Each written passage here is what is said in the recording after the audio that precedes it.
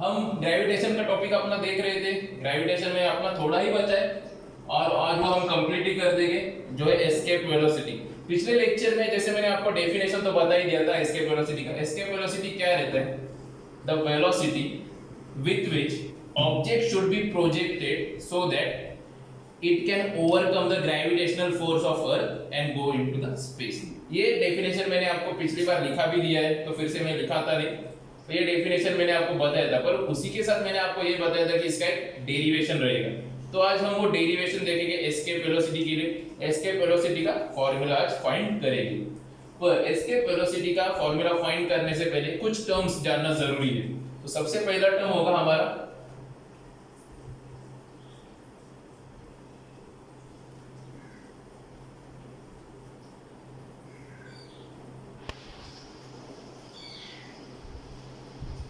Gravitational potential energy. Potential की spelling गलत है मुझे पता है, पर आप समझ लीजिए, ग्रेविटेशनल पोटेंशियल एनर्जी।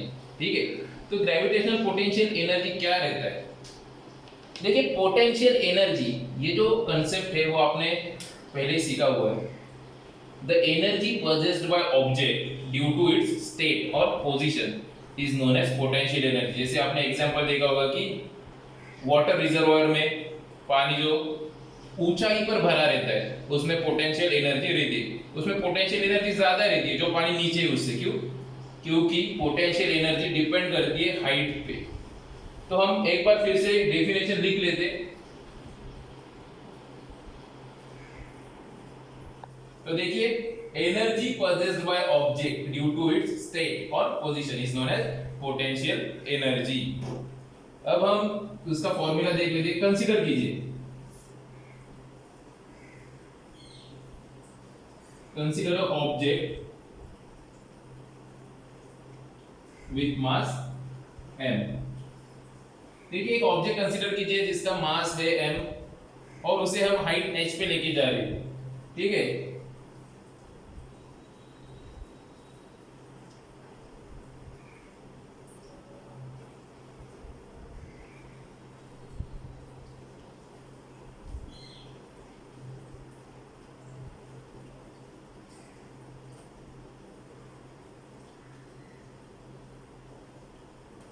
तो देखिए, अगर हम उस ऑब्जेक्ट को हाइट h पे लेके जाते, हाइट h पे लेके जाते, तो पोटेंशियल एनर्जी क्या होगा बॉडी का? देन यहां पे लिख देता हूं, potential energy is equal to mgh। Potential energy is equal to क्या होगा? mgh होगा। mdh मसाले वाला नहीं, mgh। मास g क्या है आपको याद आना चाहिए। जैसे आप g देखेंगे, स्मॉल g है, स्मॉल g रहता है एक्सेलरेशन ड्यू टू ग्रेविटी, और h mgh। तो ये रहता है फॉर्मूला पोटेंशियल एनर्जी का। अभी देखिए, हमें g का फॉर्मूला पता है पहले से, g का फॉर्मूला पहले से पता है। g का फॉर्मूला क्या रहता है? g is equal to gm upon r square. ठीक है, यहाँ पे ये g क्या है? Universal gravitational constant. m क्या है? मास ऑफ अर्थ, और r तो रेडियस ऑफ अर्थ। तो अगर हम ये फॉर्मूला उठा के यहाँ पे पुट कर देंगे तो हमारा फॉर्मूला क्या बन जाएगा? एक काम कर देते, इसे लिख देते m into G M upon r square into h। ठीक है, तो अभी फॉर्मूला क्या बन जाएगा? Small m into capital M into G into h upon r square. ऐसा फॉर्मूला आपको दिख जाएगा। अभी सपोज कीजिए कि ये जो ऑब्जेक्ट है ना हमारी, वो on the surface of the earth है। Consider that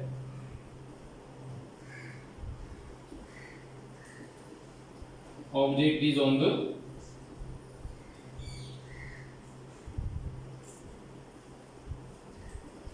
surface of earth। the earth है, surface of the earth। देखिए, अगर ऑब्जेक्ट सरफेस पे है, पृथ्वी के अर्थ के सरफेस पे है, तो उसका हाइट क्या रहेगा? बहुत लोग क्या बोलते हैं, अगर सरफेस पे हाइट तो जीरो रहेगा, पर नहीं, हाइट जीरो नहीं रहेगा। देखिए, हाइट कहाँ से गिना जाता है? सपोज कीजिए हमारा अर्थ, ये क्या है हमारा अर्थ का सेंटर और हम यहाँ पे कहीं तो है, तो हाइट हमेशा अर्थ के सेंटर से गिना जाता है। तो ये हाइट कितना रहेगा? ये हाइट कितना रहेगा? ये हाइट रहेगा r। ये हाइट कितना रहेगा? r, रेडियस ऑफ द अर्थ। तो जब ऑब्जेक्ट सरफेस ऑफ द अर्थ पे होगी तो h इज इक्वल टू क्या हो जाएगा? r। अभी ये वैल्यू क्या कर देते हैं हम? ये वैल्यू पुट कर देते हैं हमारे ये इक्वेशन में। तो इक्वेशन क्या बन जाएगा देखते हैं हम। तो potential energy is equal to G m m, देखिए उल्टा लिख रहा हूं मैं, G capital M small m। अभी h इज इक्वल टू क्या है हमारा? r है, तो h की जगह क्या आ जाएगा? r upon r square. तो अभी आप तो समझ ही जाएंगे कि अभी ये कैंसिल आउट होके क्या हो जाएगा? तो ये r स्क्वायर कैंसिल, ये r कैंसिल, तो potential energy is equal to G m m upon r। Potential energy का ये और एक फॉर्मूला बन जाता है। ये भी एक फॉर्मूला बन जाएगा कहां पे? हाँ, ये एक फॉर्मूला बन जाता है mgh, जो आपने 9th स्टैंडर्ड में पढ़ा होगा, और पोटेंशियल एनर्जी का और ये फॉर्मूला बनेगा। तो ये हो गया पोटेंशियल एनर्जी के बारे में। इसके बाद हम पढ़ेंगे काइनेटिक एनर्जी के बारे में। चलिए, पोटेंशियल एनर्जी तो हमने अभी देख लिया। अब थोड़ी सी काइनेटिक एनर्जी के बारे में जानकारी लेते हैं। काइनेटिक एनर्जी क्या रहता है? सबको पता है, अगर कोई भी ऑब्जेक्ट मोशन में हो तो उसके पास जो एनर्जी है वो कौन सी एनर्जी रहेगी? काइनेटिक एनर्जी रहेगी। तो डेफिनेशन हम डायरेक्टली बना सकते हैं। क्या डेफिनेशन बना सकते हैं? The energy possessed by object due to its motion, the energy possessed by object due to its motion is known as kinetic energy। लिख लेते हैं डेफिनेशन, तो लिख देते हैं। डेफिनेशन हमने लिख ली। क्या डेफिनेशन है? Energy possessed by object due to its motion is known as kinetic energy. तो काइनेटिक एनर्जी का फॉर्मूला जो आपने 9th स्टैंडर्ड में पढ़ा है, उसके डेरिवेशन में नहीं जाना है हमें, सिर्फ फॉर्मूला लिख लेते हैं। तो देखिए, consider object, consider object, an object रहता है, ठीक है। Consider object moving with velocity v and having mass small m। एक ऑब्जेक्ट है जिसका वेलोसिटी v है और मास m है, तो इसका काइनेटिक एनर्जी क्या रहेगा? पेन भी कभी हाफ mv स्क्वायर। ये काइनेटिक एनर्जी का फॉर्मूला जो आपने 9th स्टैंडर्ड में पढ़ा है, ठीक है। काइनेटिक एनर्जी का इतना ही जानना आपके लिए काफी नहीं है अगर आपको एस्केप वेलोसिटी पढ़नी है तो। अभी देखिए, काइनेटिक एनर्जी के बारे में थोड़ा कुछ इंफॉर्मेशन देता हूं अपने। आपने कभी कैच खेला होगा बचपन में? नहीं खेला तो आपकी गलती, पर अगर खेला होगा तो आपको पता होगा कि बॉल जब भी ऊपर जाता है ना, तो उसका वेलोसिटी थोड़ा कम होते जाता है, और एक ऐसा पॉइंट आ जाता है ऊपर जहां पे बॉल का वेलोसिटी कितना हो जाता है? जीरो। कितना हो जाता है? जीरो। और जैसे ही बॉल का वेलोसिटी जीरो हो जाता है तो बॉल झट से नीचे आ जाता है फिर से। क्यों? क्योंकि जो अर्थ का ग्रेविटेशनल फोर्स होता है वो क्या करता है? बॉल को अपनी तरफ खींचता है, अपनी तरफ खींचता है। तो याद रखें हमेशा कि at the top most point velocity is always zero. Top most point पे वेलोसिटी हमेशा कितना रहेगा? जीरो। तो वेलोसिटी मैक्सिमम कब रहेगा? वेलोसिटी मैक्सिमम कब रहेगा? वेलोसिटी मैक्सिमम रहेगा near to earth, surface of the, near to surface of the earth रहेगा, ठीक है। तो kinetic energy half mv square. तो आप ये समझ लीजिए, जब अगर हम टॉप मोस्ट पोजीशन की बात करेंगे तो काइनेटिक एनर्जी कितना रहेगा? जैसे मैंने अभी आपको बॉल का एग्जांपल दिया, अगर बॉल टॉप मोस्ट पोजीशन पे गया है तो उसका वेलोसिटी तो जीरो रहेगा ना, तो काइनेटिक एनर्जी भी अपने आप जीरो आ जाएगा। और सबसे मैक्सिमम कब रहेगा? सबसे मैक्सिमम रहेगा जब वो सरफेस के करीब होगा। जैसे सरफेस के करीब होगा बोले तो हमने हाथ से फेंका बॉल, तो ये टाइम जब फेंका हमने बॉल तब उसका वेलोसिटी सबसे मैक्सिमम होगा। जैसे जैसे वो ऊपर जाएगा वैसे वैसे वो क्या हो जाएगा? वेलोसिटी कम हो जाएगा, और टॉप मोस्ट पोजीशन पे वेलोसिटी कितना हो जाएगा? जीरो। और जीरो होने के बाद वो नीचे आएगा वो बाद में, ठीक है। इतना आपको समझा होगा। तो याद रखे हमेशा अगर अभी हम देखते कि अगर मैंने बॉल की वेलोसिटी एस्केप वेलोसिटी की इतनी कर दी, जो हम पढ़ने वाले हैं जिसका फॉर्मूला, अगर मैंने बॉल की वेलोसिटी फेंकते समय बॉल की वेलोसिटी कर दी एस्केप वेलोसिटी की इतनी, तो मेरा फॉर्मूला क्या बन जाएगा काइनेटिक एनर्जी का? Kinetic energy is equal to half M V escape square. देखिए काइनेटिक एनर्जी तो बॉडी की ये बन जाएगी, पर मैंने वेलोसिटी एस्केप वेलोसिटी इतनी की है, तो क्या हो जाएगा, जो हमारा बॉल है वो क्या हो जाएगा, अर्थ का जो ग्रेविटेशनल फोर्स है उसको ओवरकम कर देगा और क्या हो जाएगा, स्पेस में लॉस हो जाएगा। पर देखिए देखिए बॉल टॉप मोस्ट पोजीशन कहाँ है बॉल की? Eight infinite distance. हमें अभी पता नहीं कहाँ पे, पर टॉप मोस्ट पोजीशन पे तो आएगा ना बॉल। और मैंने क्या कहा है कि टॉप मोस्ट पोजीशन पे वेलोसिटी कितना रहता है? 0। तो एट इनफाइनाइट डिस्टेंस इसका वेलोसिटी भी कितना हो जाएगा? 0। तो एट इनफाइनाइट डिस्टेंस, अगर आपको एट इनफाइनाइट डिस्टेंस समझ में नहीं आ रहा तो समझ लीजिए स्पेस में जाके कहीं तो बॉल रुक गया। हमने बॉल एस्केप वेलोसिटी के साथ फेंका था, स्पेस में जाके बॉल कहीं तो रुक गया, तो बॉल रुक गया और रुक गया मतलब क्या हो गया, उसका वेलोसिटी कितना हो गया? 0। तो स्पेस में बॉल का काइनेटिक एनर्जी भी कितना हो जाएगा? 0। पर मैं फेंक रहा था बॉल, तब बॉल कहां पे था? सरफेस पे, अर्थ के सरफेस पे ऐसा मान लो, तो तब वेलोसिटी कितनी थी? तो एस्केप वेलोसिटी इतनी, तब काइनेटिक एनर्जी कितनी रहेगी? Half mv escape square, mv escape velocity का स्क्वायर, ये वेलोसिटी रहेगी। ये कब? On the surface of the earth, on the surface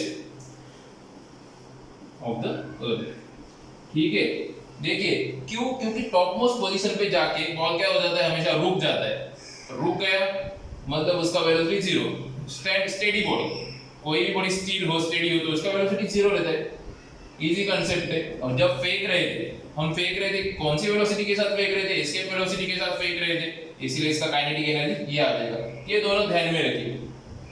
अभी पॉज करके ये लिख लीजिए, इसके बाद हम डेरिवेशन देखेंगे एस्केप वेलोसिटी के लिए। अभी हमने पोटेंशियल एनर्जी के बारे में थोड़ा बहुत जाना, काइनेटिक एनर्जी के बारे में थोड़ा बहुत जाना। अभी उन दोनों से हम क्या करेंगे? एस्केप वेलोसिटी का डेरिवेशन देखेंगे। देखिए मैंने आपको पोटेंशियल एनर्जी के 2 फॉर्मूले बताए थे, तो अब हम क्या करते हैं, एक साइड में पोटेंशियल एनर्जी, एक साइड में काइनेटिक एनर्जी। तो पोटेंशियल एनर्जी नहीं, दो पार्ट हम ऐसे बनाते, एक में करते on the surface of the अर्थ,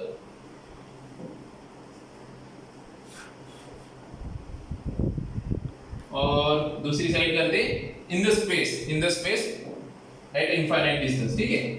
तो यहाँ पे इन द स्पेस में क्या होगा, और सरफेस ऑफ द अर्थ पे क्या होगा। जैसे मैंने आपको बोला कि सरफेस ऑफ द अर्थ पे पोटेंशियल एनर्जी कितना रहेगा? पोटेंशियल एनर्जी रहेगा mgh, एक फॉर्मूला मैंने आपको बताया था। और यहाँ पे मैंने क्या बताया था कि h इज इक्वल टू क्या रहेगा? r रहेगा, और g का फॉर्मूला हमें पता है, g क्या है? gm upon r square. तो ये फॉर्मूला क्या बन जाएगा पोटेंशियल एनर्जी का? तो potential energy is equal to mgr। देखिए अभी mgr पहले ये डाल के दिया मैंने, बाद में अभी ये value potential energy is equal to पहले g m upon r square, ठीक है। ये हो जाएगा, ये कैंसिल, तो पोटेंशियल एनर्जी क्या बचेगा? gm अपॉन r, ये बचेगा आपका पोटेंशियल एनर्जी। अभी देखिए यहाँ पे मैंने कुछ एक्सप्लेनेशन नहीं दिया कि भाई ये किसके लिए कर रहा हूं मैं, तो ये क्यों किसके लिए कर रहा हूं? तो एक ऑब्जेक्ट है जो मैंने पिछली बार भी आपको लिख के दिया था, कंसीडर एन ऑब्जेक्ट। वही फिर से एक ऑब्जेक्ट है जिसका मास है स्मॉल m, वो सरफेस ऑफ द अर्थ पे है, तो उसकी पोटेंशियल एनर्जी हम निकाल रहे हैं। तो उसकी पोटेंशियल एनर्जी कितनी आ गई? gmm upon r। अभी वही ऑब्जेक्ट है, उसी ऑब्जेक्ट को हम क्या करेंगे? एस्केप वेलोसिटी के साथ फेंकेंगे। कौन सी वेलोसिटी के साथ? एस्केप वेलोसिटी के साथ। तो एस्केप वेलोसिटी के साथ अगर मैं फेंकूंगा तो काइनेटिक एनर्जी कितनी हो जाएगी इसकी? तो हाफ mv एस्केप स्क्वायर। इतनी काइनेटिक एनर्जी हो जाएगी, पिछली बार मैंने जो बताया था उस हिसाब से इतनी हो जाएगी। तो टोटल एनर्जी क्या रहता है? टोटल एनर्जी रहता है potential energy plus kinetic energy. Potential energy क्या रहता है? Potential energy plus kinetic energy. पर अभी यहाँ पे आप देखोगे तो पोटेंशियल एनर्जी कब बढ़ती जाती है? जब हम किसी भी चीज को ऊपर लेके आते हैं, ठीक है? तो हम पोटेंशियल एनर्जी बढ़ाने का काम तब होता है जब हम ग्रेविटेशनल फोर्स के अपोजिट डायरेक्शन में काम कर रहे हैं, तभी क्या बढ़ता है? पोटेंशियल एनर्जी बढ़ता है। तो इसीलिए हम यहाँ पे क्या करेंगे? नेगेटिव का साइन दे देंगे। नेगेटिव का साइन इंडिकेट क्या करेगा कि डायरेक्शन अपोजिट है ग्रेविटेशनल फोर्स के, ठीक है? ये नेगेटिव का साइन। तो टोटल एनर्जी हमारी क्या हो जाएगी? टोटल एनर्जी हो जाएगी half mv square minus gmm upon r। ये हो जाएगी हमारी टोटल एनर्जी, ठीक है? ये टोटल एनर्जी हो गई। अभी स्पेस में, अभी हम देखेंगे स्पेस में क्या होगा। ये तो on the surface of the अर्थ हो गई total energy, half mv escape square minus gmm upon r। अभी स्पेस में देखते हैं स्पेस में क्या होगा। अभी देखिए स्पेस में भी यही फॉर्मूला हम यूज करेंगे, सिर्फ ये फॉर्मूला यूज किया फिर भी चल जाएगा, पर यही फॉर्मूला से हमें डायरेक्टली रिजल्ट मिल जाएगा। कैसे? देखिए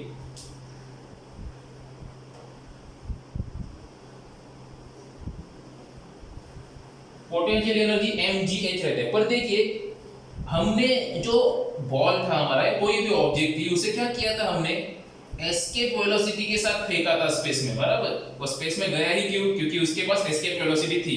अगर एस्केप वेलोसिटी होती ही नहीं तो वो स्पेस में जाता क्या? नहीं। तो स्पेस में क्यों गया? क्योंकि उसके पास एस्केप वेलोसिटी थी। तो आपको ये जानना होगा कि स्पेस में g का वैल्यू कितना रहेगा। स्पेस में हमारा जो एक्सेलरेशन ड्यू टू ग्रेविटी, उसका वैल्यू कितना रहेगा? 0 रहेगा ना। तो अगर g 0 हो जाएगा, आपको पता ही होगा हाइट के साथ h के साथ g का वैल्यू कम होता जाता है। अभी तो हम इनफाइनाइट डिस्टेंस पे गए, तो इनफाइनाइट डिस्टेंस पे गए तो g का वैल्यू क्या हो जाएगा? 0। तो यहां से हम डायरेक्टली भी लिख सकते हैं कि पोटेंशियल एनर्जी क्या है? 0। पर अगर आपको इस फॉर्मूला से चाहिए तो भी हम कर सकते हैं। तो ये फॉर्मूला से कैसे करेंगे? Potential energy is equal to gmm upon, देखिए हम रेडियस ऑफ अर्थ तो लेंगे ही r प्लस, समझ लीजिए हमने कुछ डिस्टेंस ट्रैवल किया। हमने कितना डिस्टेंस ट्रैवल किया? तो स्पेस में गए तो इनफाइनाइट डिस्टेंस ट्रैवल किया। ये साइन रहता है इन्फिनिटी का, तो ये क्या हो जाएगा? gmm r प्लस इन्फिनिटी, ये तो इन्फिनिटी ही हो जाएगा, इन्फिनिटी स्क्वायर। तो इन्फिनिटी का स्क्वायर, इन्फिनिटी से किसी भी चीज को डिवाइड कर लीजिए, आंसर क्या होता है? मैथ्स में आपने पढ़ा होगा, आंसर क्या रहता है? 0। यहां से भी हमें क्या मिल रहा है? आंसर 0। तो पोटेंशियल एनर्जी क्या रहेगी? 0। तो पोटेंशियल एनर्जी 0 बन गई। अभी काइनेटिक एनर्जी देखते हैं, काइनेटिक एनर्जी क्या बन जाती है? हाँ, यहाँ पे स्क्वायर नहीं है, यहाँ पे इन्फिनिटी, किसी भी चीज को इन्फिनिटी से डिवाइड कर लीजिए, आंसर आपका 0 आ जाएगा, ठीक है? अभी काइनेटिक एनर्जी में देख लेते हैं हम काइनेटिक एनर्जी का क्या होता है। देखिए मैंने अभी काइनेटिक एनर्जी जब पढ़ाते हुए बोला था आपको कि टॉप मोस्ट पोजीशन पे वेलोसिटी कितना रहता है? 0। तो वही कांसेप्ट हम यूज करेंगे, हाफ mv, v क्या रहेगा यहाँ पे? 0। काइनेटिक एनर्जी क्या आ जाएगी? 0। काइनेटिक एनर्जी भी 0 आ गई, पोटेंशियल एनर्जी भी 0 हो गई। टोटल एनर्जी निकाल दे। टोटल एनर्जी क्या आ जाएगी? Kinetic energy plus potential energy, दोनों एनर्जी 0 है तो टोटल एनर्जी भी कितनी आएगी? 0। अभी अपने स्कूल में, मतलब अभी भी आप स्कूल में ही हो, मतलब पिछले स्टैंडर्ड में आपने law of conservation of energy नाम का एक प्रिंसिपल पढ़ा होगा। उसमें क्या होता है कि एनर्जी जो रहती है हमेशा कांस्टेंट रहती है, ऐसा बताया गया था। अगर पूरा लॉ बोलूं तो लॉ क्या कहता है? Law of energy states that energy can never be produced nor be destroyed, the total amount of the energy in the universe always remains constant और we can transform one energy from one form to another form, ऐसा कुछ है। तो देखिए main हमारे लिए main क्या है यहाँ पे? Total amount of energy in the universe always remain constant. मतलब क्या? यहाँ पे जितनी एनर्जी थी उतनी ही एनर्जी यहाँ पे होगी। तो अगर इस टोटल एनर्जी को हम E1 मान ले और इस टोटल एनर्जी को हम E2 मान ले, तो by law of conservation of energy, law of conservation of energy से हम क्या कह सकते हैं, law of conservation of energy हम बोल सकते हैं कि half mv escape square minus gmm upon r is equal to 0। हम कह सकते हैं ऐसा क्योंकि E1 इक्वल टू E2 है by law of conservation of energy. यहाँ पे लिख देता हूँ मैं by law of conservation of energy E1 is equal to E2। तो अगर ये इक्वल है तो आगे क्या हो जाएगा, तो half mv escape square is equal to, यहाँ पे माइनस है, यहाँ पे जाएगा प्लस हो जाएगा gmm अपॉन r। ठीक है, अब यहाँ पे m है, यहाँ पे m है, डायरेक्टली कैंसिल हो सकता है, डायरेक्टली कैंसिल आउट होगा। ये जो 2 है, ये 2 क्या होगा, वो साइड जाएगा, यहाँ पे डिवीजन में है, वहां पे मल्टीप्लिकेशन में जाएगा। तो v escape square is equal to 2gm upon r इतना ही बचेगा। मैं यहाँ पे लिख देता हूँ, अभी बहुत नीचे नहीं जाता। अब भी सिर्फ स्क्वायर रूट निकालेंगे, दोनों साइड का क्या करेंगे, स्क्वायर रूट निकालेंगे। तो v स्क्वायर, इसका स्क्वायर रूट क्या निकलेगा, v एस्केप, और ये पूरा स्क्वायर रूट में चला जाएगा, तो ये स्क्वायर रूट में चला जाएगा, तो ये क्या हो जाएगा 2gm अपॉन r, क्या हो जाएगा 2gm अपॉन r। तो ये है आपका एस्केप वेलोसिटी के लिए फॉर्मूला, ये है आपका एस्केप वेलोसिटी के लिए एक फॉर्मूला। ये फॉर्मूला कभी आपको पूछा जाएगा एस्केप वेलोसिटी निकालने के लिए, तो ये फॉर्मूला आप यूज कर सकते हैं। और एक भी फॉर्मूला है, और एक फॉर्मूला है, मैं पहले ये मिटा दूंगा, तो आप पॉज करके ये लिख लीजिए, उसके बाद दूसरा फॉर्मूला हम देख लेंगे। 2-4 सिर्फ सेंटेंस है, वो हम इसके बाद देख लेंगे। तो देखिए दोस्तों, हमारा एस्केप वेलोसिटी का ये फॉर्मूला आ गया था √2gm अपॉन r। तो इसका और एक फॉर्मूला बन जाता है, कभी कभी डायरेक्टली वो भी आप यूज कर सकते हैं, वो अब हम देखेंगे क्या करने का है। तो डिनोमिनेटर और न्यूमरेटर को